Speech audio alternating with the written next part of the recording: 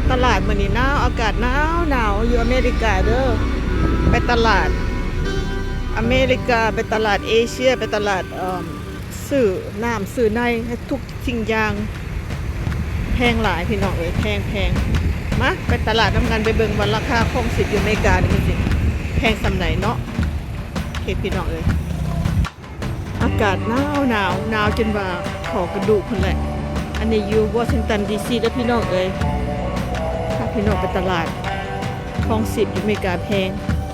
กลับมาอยู่เมืองลาวดีป่ะฮะกลับมาอยู่เมืองลาวสปอมคือมาแพงแต่อยู่นี่นะ บอกสุพี่น้องฟังเนาะไปอยู่เมืองลาวนี่โอ้ my god เป็นเศรษฐีเลยบ่ได้อาหารมันถูกในเมืองลาวเนาะ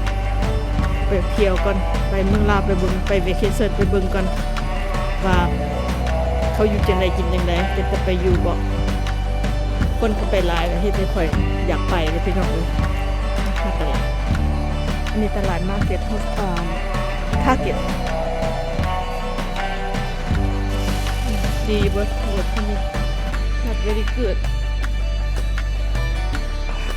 โอเคตัวนี้แบนไปซื้อน้ำพี่น้องเอ้ยมาซื้อน้ำก็ได้ซื้อได้เพราะว่าเขาบ่กินน้ำก๊อกเนาะมันบ่สะอาดมันสะอาดอยู่แต่ว่ามันมีโคลอรนะของอาหารว่างเสื้อผ้าบ่จำเป็นก็บ่ซื้อเพราะว่าเครื่องหลายบ่ได้ไปใส่บ่ได้นุ่งบ่ได้เปลี่ยนซอกเสื้อเครื่องใส่ในส่วนตัวจักว่าแถวใดนี่ต้องใส่ส่วนตัวที่ไหน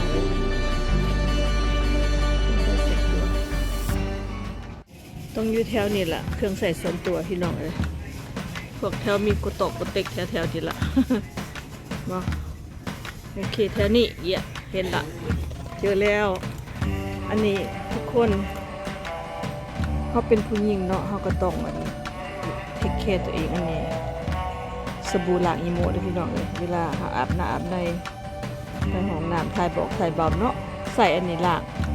สะอาดก็บ่ได้ถ้าเป็นราคาแท้ก็บ่ได้แพง$5ปลายดีนะโอเคเอาตัวนี้ละเพราะว่าเขาบอกว่าโอเดแบกเห็นป่ะเป็นแบบพวกอีโมเมนเนาะมาเข้าไปก็บ่ได้เมนถึงขนาดนั้นแต่ว่าเขาก็ล้างให้มันสะอาดเนาะพี่น้องเอาตัวนี้ละล้างสะอาด$7หาเก่าหรือว่า$5พวกเก่าแล้วแต่ตัวนี้เนาะทุกคน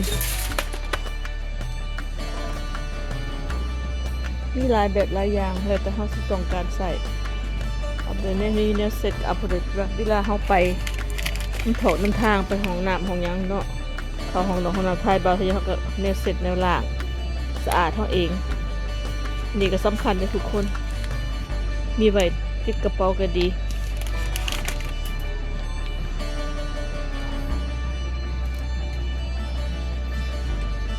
ไปเอาน้ำแบบนี้ซื้อน้ำกินอันนี้เครื่องใส่ของ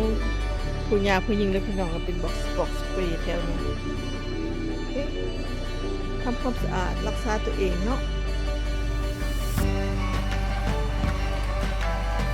หนาวเห็นบอกที่อเมริกาเพื่อไปใส่เสื้อเป็นหนาวปุ๊บเลยปุ๊บหนาวเคยบ่มักเครื่องนักใส่เครื่องนักบ่มักเลย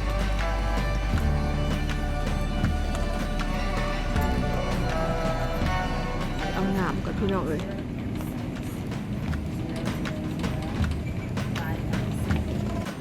นี่มันเครื่องพวกที่บางขี้ขานเฮ็ดอยู่เฮ็ดกินเนาะ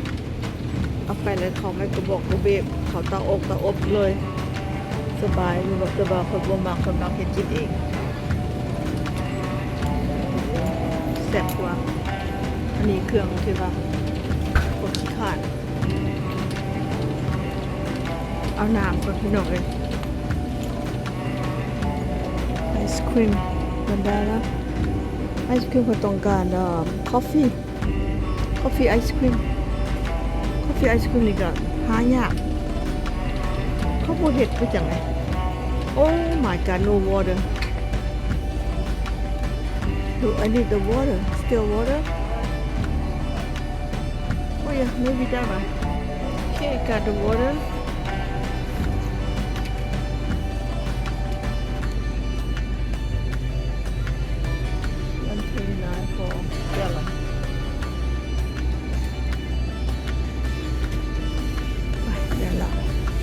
เก็ดเอาเลยเฮียออกไปเลย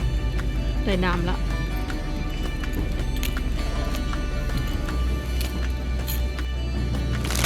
$3 เก่าเซ็น no choice เอาซื้อตัวนี้แหละ no choice ฉันไปแซมเพิบตรงบักใหญ่ๆ$3โอเคพี่น้องเลยจ่ายเงินโอเคอันนี้ยาสระผม smooth conditioner ครีมนวดผมให้นิ่มนะพี่น้องเลย3 day โอเคตัวนี้ good very good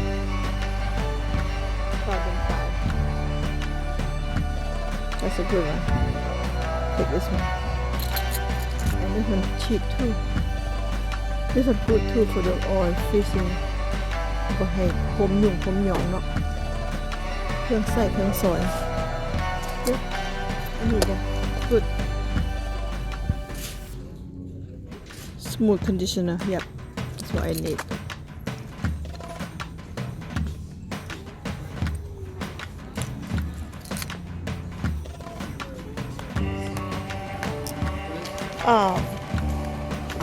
Yes, please. Alright, I just got everything. Now let's go home. Let's go home. Got everything. 2-3 อย่างก็เบิดสะหกเวลาเลยพี่น้องเลยไอ้สิ่งแพงนะมื้อนี้ไปจ่ายแล้ว200กัน200อยู่เมืองลาวนี่เท่าไหร่4 ล้าน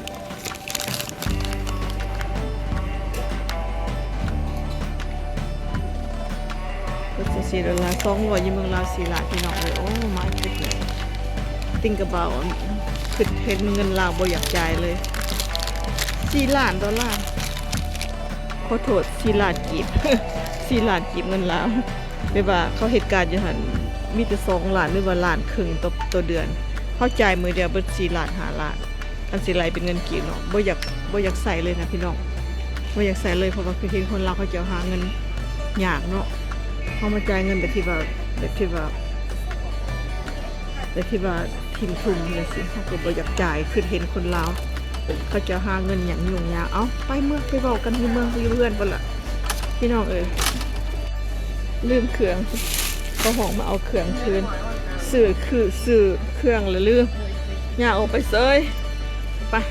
เจอกันอยู่บ้านไปเฮาได้อย่างมื้อนี้ทุกคนมาจ่ายเงินเบิด4 ล้านกว่าของอเมริกของอันเมืองลาวเนาะขึ้นไปเห็นใช้เงินกีบเหรอบ่อยากจ่ายเลยนะบ่อยากจ่ายอยากไปยืมเมืองลาวอาหารถึกอะไรก็ถึกเบิดไปเอาเครื่องไปใส่รถเดี๋ยวกลับบ้าน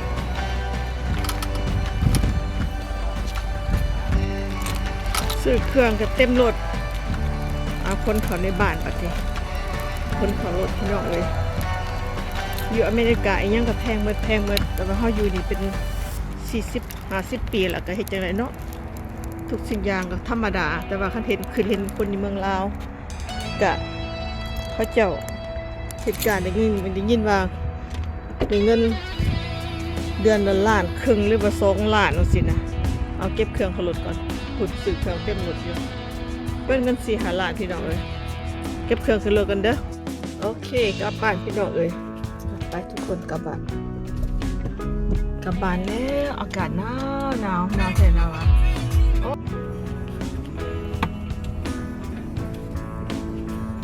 ทุกคน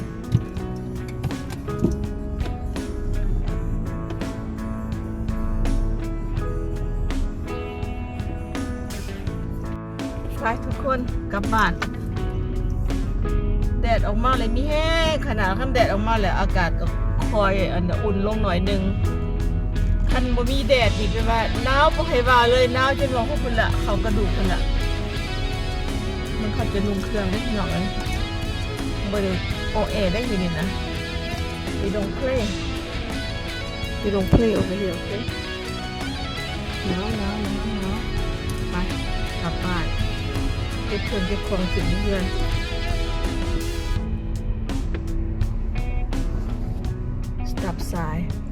นยางอันนึง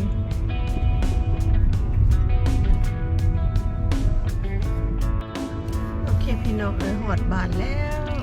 จอดรถก่อนเด้อจอดรถก่อนในคนเครื่องเขาในบ้านเนาะ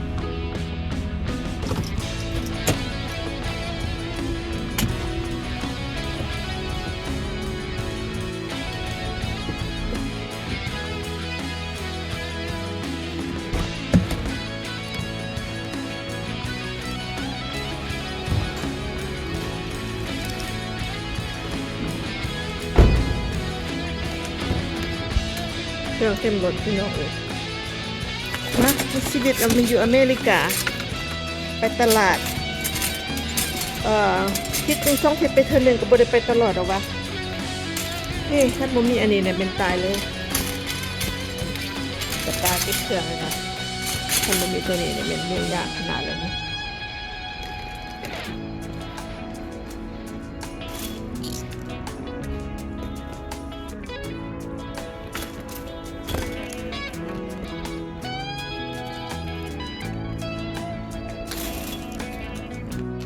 น้ำ6 แกลลอนแล้วก็เกียร์ของน้ำเนี่ยก็$12เลยพี่น้องก็เด็กกลุ่มในเดือนหนึ่ง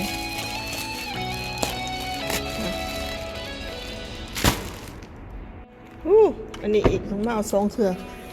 ต้องเลยออกมาเอาใหม่อีก2 เทื่อเพราะมันเครื่องหลายทุกคนเครื่องหลายโอเค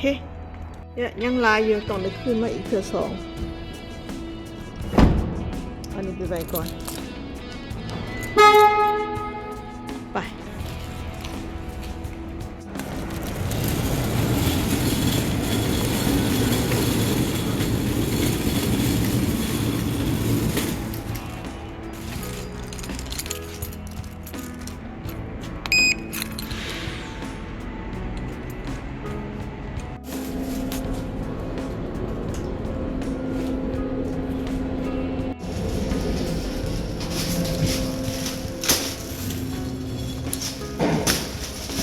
พี่น้องของควร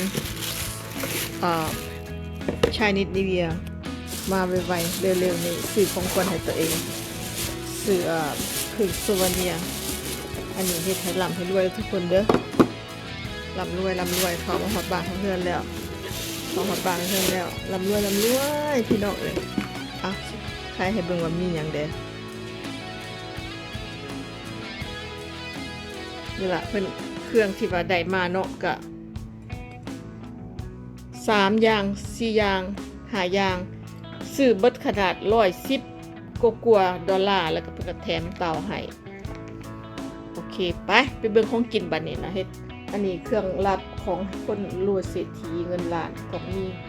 มีหมา8 ตัวมีตัวอันนั้นตัวนกยุงตัวนึงแต่มีตัวนึงมี2 ตัวก็ดีแล้วก็ต้องมีป่า8 ตัวให้เขามีอยู่ในบ้านแต่ว่าเขาจะมีแล้ว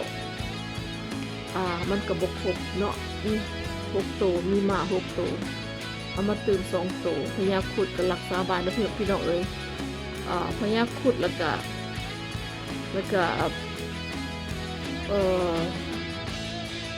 นี่ครบไปเลยนะบ่ให้บาเลยนะแต่บ้านเพื่อกำเพรานี่คนสิไปเอาอันใหญ่อย่างเพื่อสะเพรานี่ไปเอาอันใหญ่แต่ว่าอันน้อยมันตอนนี้เขามีอันน้อยแต่ว่าปลาเนี่ยเขามีที่3 ตัวจะเอาอีก5 ตัวยัง2 อย่างบ่ครบพี่น้องเลยนี่แหละความลับของเศรษฐีอยู่ในบ้านเด้อพี่น้องเด้อโอเคมาเบิ่งกับเครื่องใช้ยาแชมพูยี่ห้อนี้ดีสระผมนิ่มผมสินิ่มดีอันนี้ละยาทำความสะอาดอีโมพี่น้องท่านจะบ่รู้จักเด้อผู้ใดใส่ห้องน้ำไปถ่ายเบาใส่นี่สะอาดมะนาวสีเหลืองนี่กินแซ่บกินบดเปลือกเลยเพราะว่าก็ต้องกินซูชิมิหรือว่าซาซิมิกินมะนาวเหลืองนี่แซ่บหลายโอเคพี่น้องเลยไปเบิ่งของกินบัดนี้มาเบิ่งของกินบัดนี้อันนี้นั่นพวกบัวใหญ่นี่ขาดบ่ได้เด้อพี่น้องเอ้ย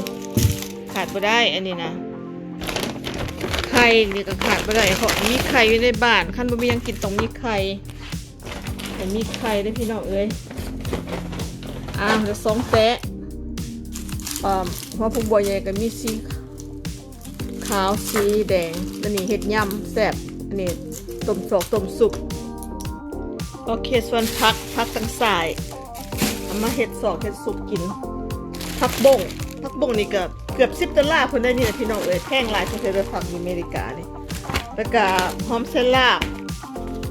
บก็บ่แพงปานใดเนาะ$2ปลายขิงนี่$4ปลายเอามาต้มสุกอันนี้เกือบ$2 90ปลายถั่วงอกผักชีนี่ก็$2ก็บ่แพงปานใดโอเคแล้วก็ข้าวเหนียวมาจากเมืองไทยพี่น้องเอ๋ยอันนี้ประมาณ$8ปลายอันนี้ข้าวเหนียวของโคเรียประมาณ$8ปลายเอามาปนกันเพราะว่าเขากินแต่ข้าวเหนียวนี่มันของโคเรียมันแซ่บแต่มันมีไฟไปกินนะมีข้าวห้องนอนห้องน้ำเอามาปนกันมันจะค่อยบ่ติดมือแล้วก็อุดรนู้ดูเขาเปียกเส้นนะพี่น้องเอ้ย